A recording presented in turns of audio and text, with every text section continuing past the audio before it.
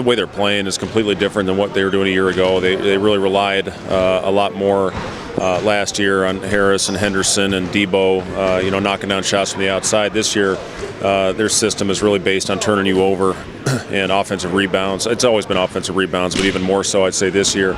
You just look at, the number that just jumps off the page to me is they've taken almost 300 more shots than their opponents with the turnovers, with the offensive rebounds, lead the nation in that category.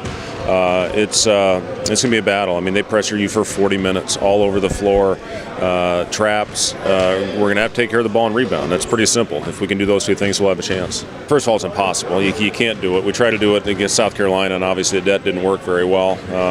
I may put 8 guys out there on defense at times and just run them all over the floor in different traps.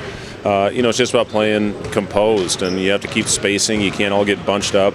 We played Arkansas's pressure. I thought we did a really good job of handling that, but it's always different in the road. It's always a little bit more jacked up. Obviously, it's going to be a hostile environment there. They have great crowds. We're going to have to play extremely well if we want to have a chance. It's important. I met with both those guys today. It's about trying to get them in a better rhythm, and I've got to probably do a better job of that as well. Getting those guys in spots where where they can take advantage of some matchups. But a lot of times it happens just in the flow as well. And we're a team. We don't run a lot of sets, unless it's a dead ball situation.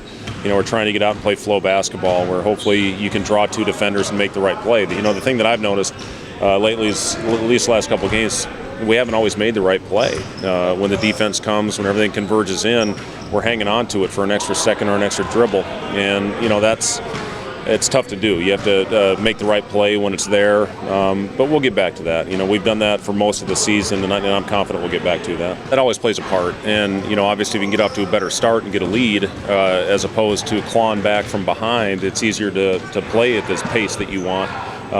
South Carolina did a really good job with that, with the pressure they applied, with taking us out of certain things. And then Oklahoma State was able to do the same thing. Even after us getting up 11, we let them claw right back into it. So, once you get a lead, build on it, extend it, and then they're fighting from behind and playing at your tempo. And that's what we want. That's ultimately what you want to do, is get the game set at the pace you want.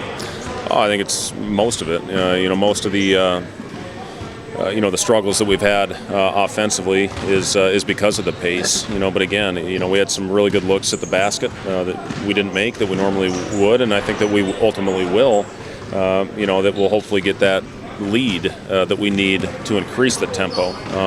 So that all plays a part. It's a lot of things that play a part in it, but ultimately it is the tempo, I think, that that gets things slowed down. I went to Detroit, and the Coaches Infinity Challenge has done some great things for charity. So when the Coaches Association contacted Julie Flory about me participating, I said yes, and I didn't know exactly what the script was when I went out there. I heard something about a talent show, talent competition, but I didn't know I was going to be doing the dance moves that I did. And I get out there, and I rode in. I had lunch with Fran and Jamie Dixon. We were sitting around, and Fran said, "I'm not surprised you agreed to do this." I said, "I don't even know exactly what I'm doing." And then I saw the script of the dancing, and then I almost walked home after I saw that. And then they said, "Well, you got a choreographer to work with. At least work with a choreographer." So we worked for an hour, and I'm not sure if you wear velour, but it doesn't breathe real well. And so I was drenched head to toe, and I walked back into the room, and I was exhausted. And there's Fran and Jamie eating donuts and drinking coffee, and so it was tough. But then I got out there, and then there's 500 kids in the audience that I had to dance in front of, and literally the first time the music played, I just froze. I had no chance. So it took about 100 takes to get that 10 seconds of actual dancing out there. But I was impressed. I thought I was pretty good rhythm.